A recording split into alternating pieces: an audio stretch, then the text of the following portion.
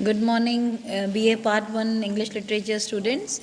This lecture is in continuation to the earlier three lectures which were on Milton's on arriving at the age of 23. The particular sonnet, I have given you the reference from where this particular writing has been taken. So now first let me, after going through the poem, now I'll just have sort of analysis and interpretation for this poem. So I'll just read it out for you. This poem wastes no time in setting up who our speaker's perceived antagonist is. In the first two lines, he characterizes time as a winged thief of youth that has stolen the speaker's adolescence before he could make anything of himself. See, when he calls time as a thief, he's not blaming himself. Rather, he's blaming the time because he feels that he has done a lot. That's what is his feeling. So, calling time a thief suggests that Milton does not blame himself for his lack of advancement in his 23 years of life. He avoids castigating himself by placing blame on an uncontrollable force. It is much easier to find fault outside of oneself, especially if the thing supposedly at fault is an abstract concept such as time. So, here you also realize the invincible power of the time, which is the truth. In the following lines, Milton emphasizes the speed with which he feels time has passed by describing his days as hasting and full. Hasting certainly implies speed, although it also implies purpose.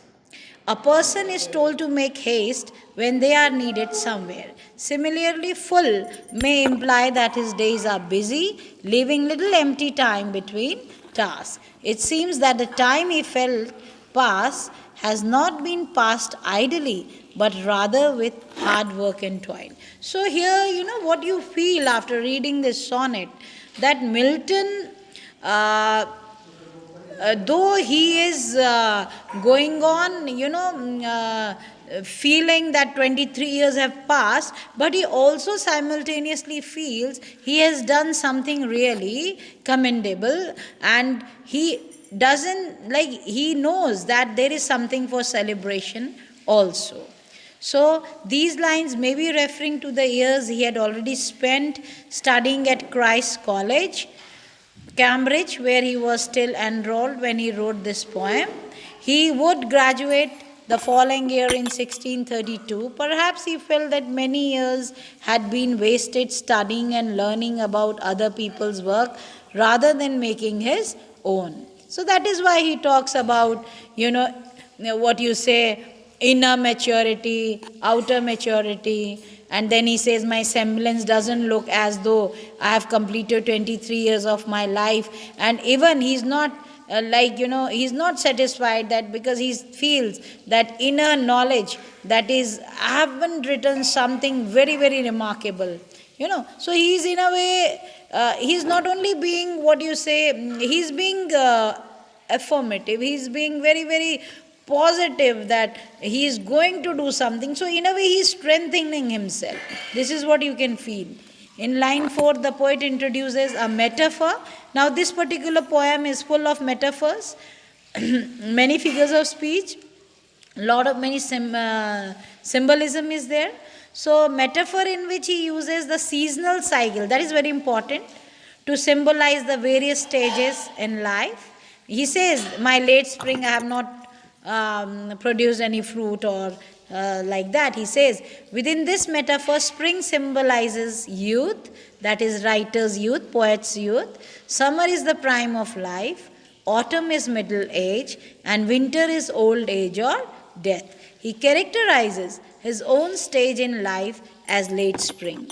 While late spring does not seem very old to modern readers, it is important to remember that the average life expectancy in the 17th century was much lower than that of today.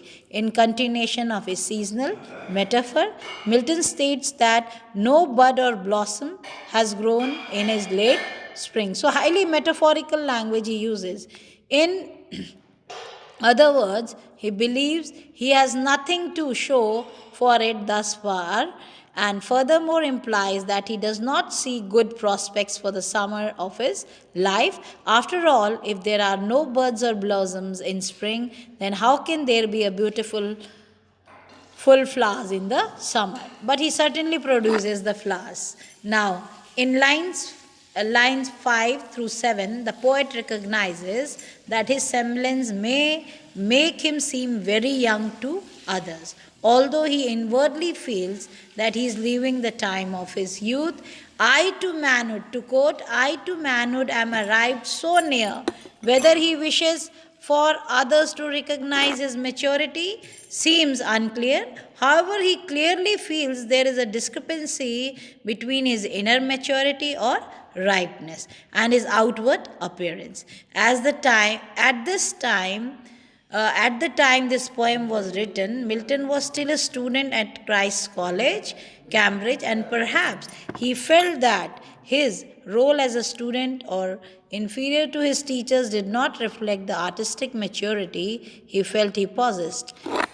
In lines 8 through 10, Milton begins to change his attitude toward the passage of time by surrendering his lot or fate to the will of God. Now, see, this is very important. And I have further discussed about his religious attitude, that is in the last page. So, surrendering his lot or fate to the will of God, a power he considers to be higher than that of time, he also seems to relent some of his worry about the degree of his success by implying that whether it is less or more, soon or slow, doesn't matter. These lines mark a clear shift in the speaker's thinking. In the last three lines of the poem, Milton completely surrenders his worry about success to the will of heaven, that is God. Interestingly, although this outlook is more positive in some aspects than his opening attitude, he is still using a scapegoat to avoid taking responsibility for his station in life. In the beginning, he blames time for stealing away his youth, displacing responsibility, and in the end, he displaces responsibility again by surrendering his fate the and the great taskmaster's eye, which is to say, he believes he has no say in what task God will assign him. So, although the poet feels that he has gone through a self discovery of sort, he is back where he started. Now, students, this is very important.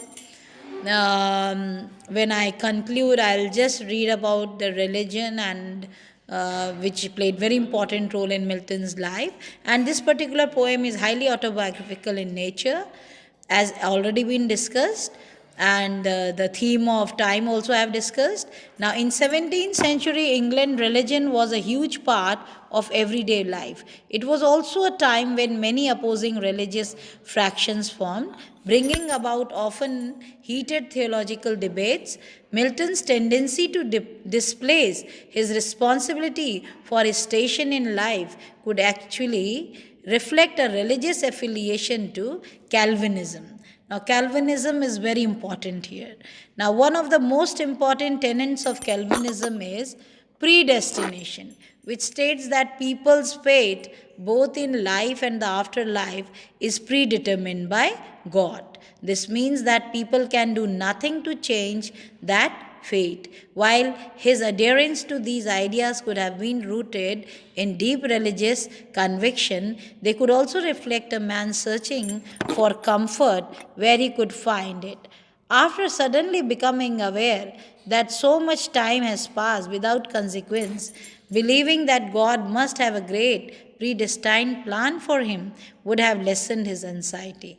John Milton saw himself as a talented poet and intellectual and believed that God would never waste his talent by dealing him an unfavorable fate. That means he still believes that he will wait with patience, and with time he will be, whether he will be given more or less, but he will certainly accept. So here we also can find, to some extent, we can find that the teachings of Bhagavad Gita also you can, relate it to.